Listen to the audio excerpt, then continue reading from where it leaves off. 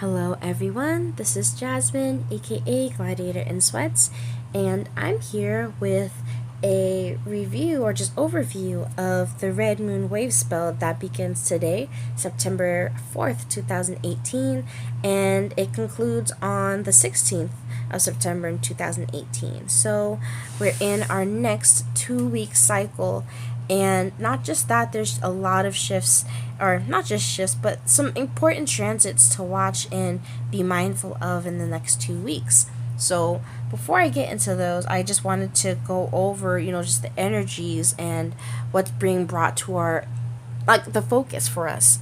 And so I feel this is a very important week for not just the collective, because of this resonance and correlation to the red cosmic moon year, but also because, as I will be mentioning maybe in another video more about the green castle of enchantment, we're entering this next 2-month period where we're really bringing things into this full conclusion to jump into this new shift, into this new storyline, to try and keep it simple. And so, which definitely do check out the information on the Green Castle of Enchantment when I do put it out. It is pretty much going to cover, like I said, a 2-month period, and it ends on October 25th, but I'll talk more about that later and try and have a whiteboard so I can have a visual picture to try and explain what I'm saying here. But pretty much what you just want to understand is, with this being, again, the Red Moon galactic year, this being the Red Moon Wavespell, that this next 2 weeks is highly important and connected, and as well as destined, with the energies that need to take place and the actions and the circumstances and all of that needs to take place in the next 2 weeks. So again, just a brief overview over this Red Moon energy of purification and a flow, and really jumping into this portal of self-remembrance, into our purity, where we're having to acknowledge the parts of us and the truth or the lies that are not true. And again, I'll take an example from myself, where something that I maybe tell myself or have told myself is that I don't have enough help, that I have to do everything on my own, that that's part of my job, that I have to be this sort of martyr, and that's the role that I play. But that's been proven to be a lie, because I'm having to force myself to acknowledge the ways in which I perpetuate the lie myself. And so that's one way to kind of explain, in a very personal way, how the mirror effect has been acting on us, how it's really pulling out these toxins, these distortions, these energies, and these mindsets, and everything that really keeps us not from being able to fully engage with our spiritual nature and engage with life in a more fulfilling nature, in a more fulfilling way.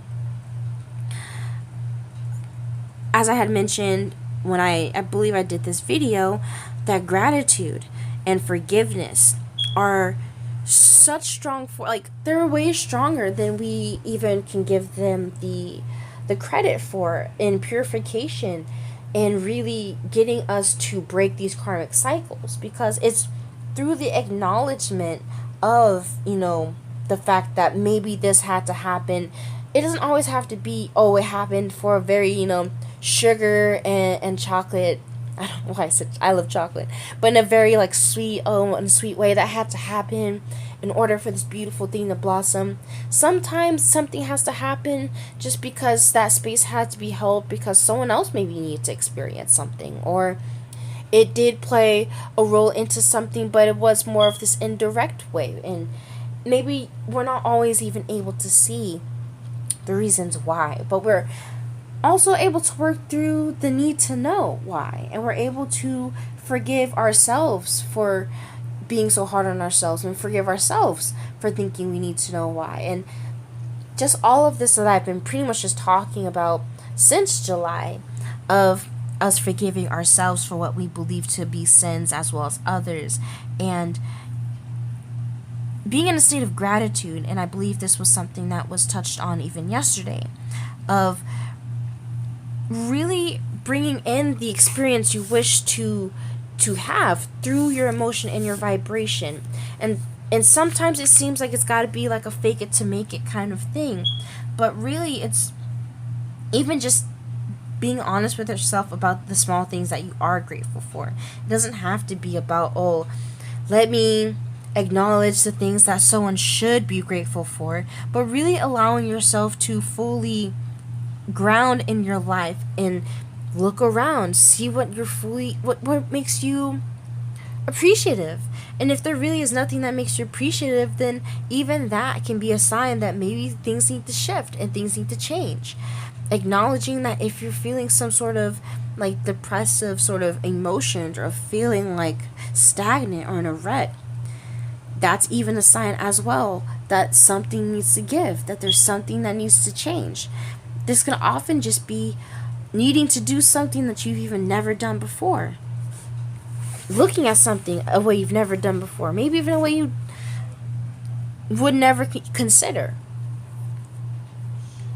Not just that, but just reading some more of the notes from what I took earlier this year, of us, again, being in fluidity, adaptability, and a resiliency, just like water, to be able to form and move and change states as it's able to, but also have the resiliency where it can carve caverns and canyons and valleys with the time and the consistency and effort. And being in the flow of the process and not necessarily trying to create unnecessary further unnecessary issues or suffering for ourselves. So oftentimes what is struggles in our life, or what can feel like roadblocks, can be us being just resistant to the flow and creating more undue stress for ourselves. And so all of this is about us really tapping into this universal water energy, like this really Scorpio like energy, which is honestly perfect because we'll be moving into Scorpio, the Scorpio season at the end of this castle, I believe. But yeah, really just in the space of honoring our emotions, honoring the divine feminine of us, not just honoring this, but with the card that I did pull for this, purpose and the goal is complex stability, the number 12, the number of the crystal tome. So this is about us, crystallizing these complex structures, of us recognizing how all the different parts do play a part into the whole, and all the parts are just as equally as important in their own right, that there is a certain level of sovereignty that is given to all the different parts, and still yet being a part of the grand scheme that is of the highest good of all. Of us also, not just tapping into, but again, fully engaging with our hearts and with a higher understanding and higher vibration of love, which mostly is brought to my attention because as I flip here and realize I was reading and I was watching some videos, and Venus is actually already in her shadow period as she begins to move in retrograde in October, I mean. But she moves into Scorpio before then, which will create, this longer period in Scorpio, the same way Mars had this longer period in Aquarius. And so there's actually quite a few transits to watch over the next 2 weeks. So the first thing is the fact that we have Mercury entering Virgo, which to me just makes total sense and perfection, and falling in line with how I feel this is working out, where we're really coming not just into awareness of the changes that need to be taken, but now our minds are beginning to be reset. They're getting rewired. The actual, it's like we've gotten the download of what's taken place, and now we're going to collectively start actually, downloading the download and actually applying the download to integrate into the new program to kind of use something like computers or our phones that, do these updates. So I hope that kind of makes sense in that way, especially with Mercury being, that mental space, the mental area, being able to perceive and connect to a frequency or, a thought, an idea. And so this is, I feel, about us, again, we're really changing these connections, rewiring these connections. Saturn going direct immediately after this, us really, well, not just after this, but then we'll also have Pluto going direct in October, I believe. So as we'll have both of these planets going direct in Capricorn, these, these changes that not necessarily had gotten paused as they were in retrograde, but it was more like, in my opinion, where it was channeled more internally to us on a more individual level. And so I feel like it's shifting back into collective gear mode. We're moving back into the super conscious level and really playing cleanup on that level of things. As Venus enters Scorpio and Mars enters Aquarius. And I believe as I was looking into it, which I'll talk about this more as we get further down into it, where we're going to have these planets at these fixed energy, these fixed sign points, and it's going to create this very dynamic square between many of these planets as well as the nodes, so that we're able to really align our desires and align our hearts, really align our personal selves to the collective good, and align ourselves not just to the collective good, but what it is that our soul is most desiring to shift into at this time. It's really just like it's kind of like a checkpoint mode where the collective's at a checkpoint, and so now everyone's like, all right, if we're going to the next chapter, we're going to the next chapter. For those of y'all that want to kind of spend some more time in this chapter, y'all can chill here. If there's some of y'all that just kind of want to leave this chapter completely, you're not feeling this, you can leave. That's kind of how I feel it. It's like a last call. Yeah, it really is like a last call of sorts. And so with this, like I said, this complex stability being built here, with this number 12 card that I pulled for the purpose and the goal of this, again, crystallizing the plan, essentially, really kind of locking it into gear. I'm like, all right, this is the story that I'm going to write, as Mars went direct in Aquarius, and, going back over the nodes, going back over the south node, really, and then conjuncting once again with Lilith. And really, deciding, all right, I'm going to make these changes. This is what I'm deciding. Or, this is the story that I prefer to write with because this is my actual truth. Just all of these changes that everyone's taking place. So even as you are feeling these, even if you haven't been making changes, maybe you've been feeling the desire to make some like big changes or just like some changes that maybe scare you. The collective is going through this as well, which, I mean, I guess you can see when you do see the events happening on the world stage. But even just tuning into the different countries and seeing how every country is honestly going through its own like shadow period of, is this really the way we want to continue to go? Is this really what we want to do? And things coming, it's not even necessarily about things just coming to light, but it's about people having to acknowledge the things and not deluding ourselves about what's going on, so that we're just able to really move forward in a more well-informed manner. Going back to even the card that I pulled for last Wavespell's purpose and goal, and it being harmonic resonance, the number 8, us moving to this complex stability, number 12, we're adding 4. We're adding the energy of measure, of alignment, of divine timing, of organization, of us really, putting the pieces, or really like the last pieces, into place, the last tweaking of things before we say, all right, it's time to hit the stage. it's, curtains up, it's time to go. It's time for the show to go. And that's kind of what I'm feeling here, or at least that's the energy that I feel here with this complex complex stability card here. So yeah, I feel like there's just meaningful healing that's happening here, that's really us taking that is taking place, I'm so sorry, through us having to acknowledge the ways in which we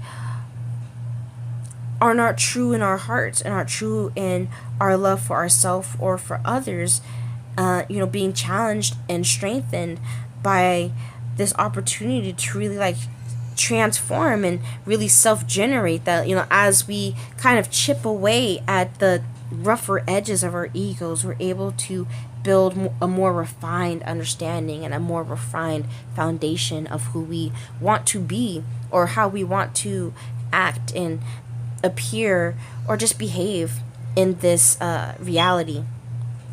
And so yeah, and this is all being based upon our free will. It's really up to us.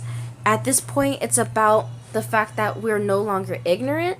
So if we continue to move in a certain level of ignorance, as far as like, we've gotten the intuitions, we've been getting the signs, things have been physically taking place to where we can't even ignore it any longer. Now it's like, at this point, if you ignore it, or you refuse to look at the situation the way it needs to be, like, and I mean refused in the sense of like you're really just deciding you're gonna hold on to your pride, or you're gonna hold on to your stance. You're not going to this isn't about not allowing yourself to be shaken from your stance, as a part of, standing for what you believe in. But this is, again, allowing yourself to be purified and transformed, and allowing yourself to kind of just even humble yourself to accept wisdom, and just the wisdom in knowing that you don't know everything, and that there is much to learn, that the whole point of life is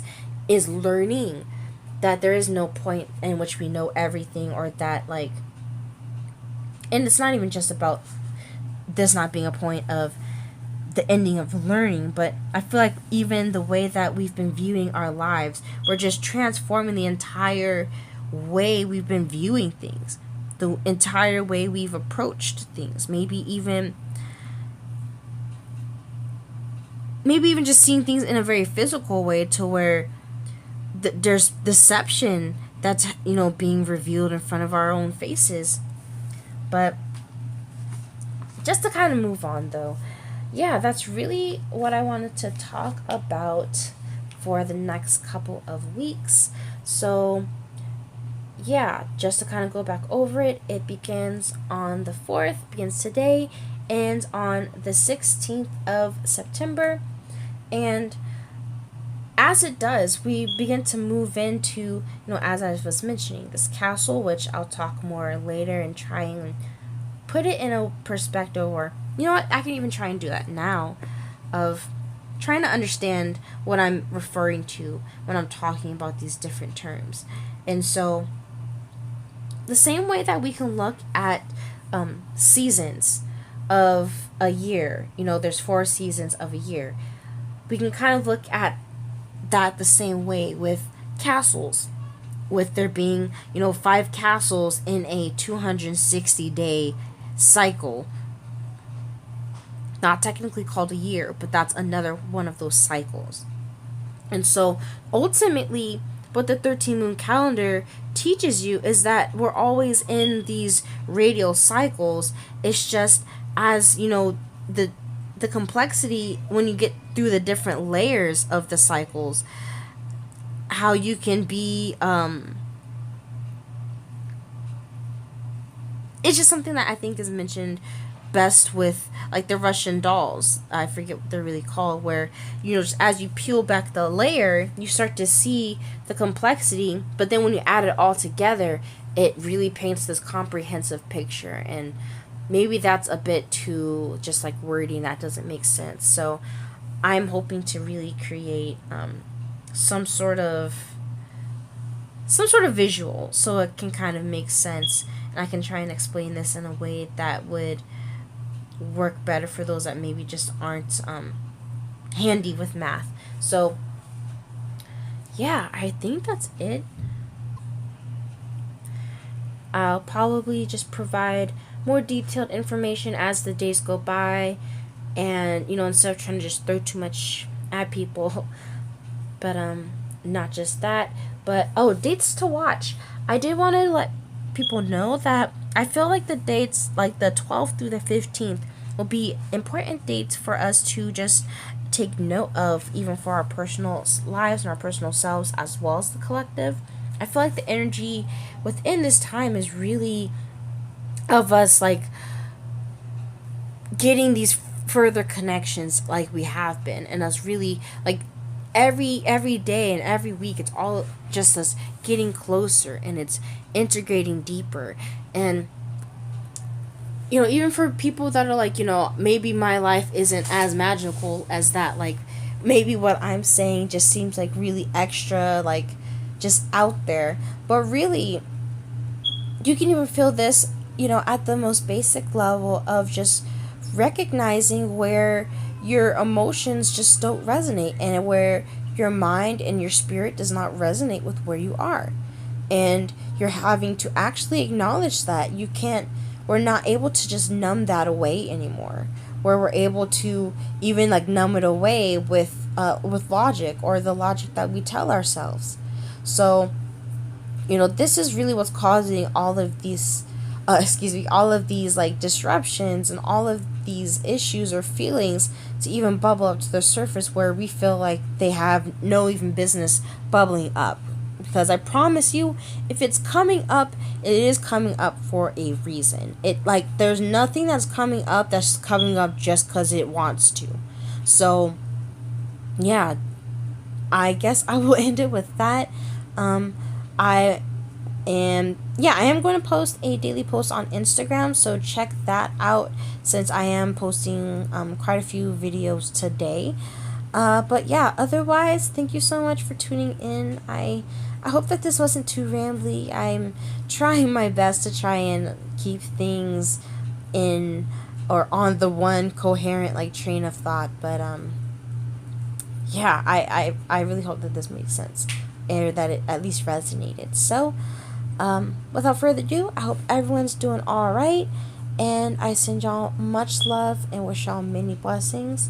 And as always, until next time.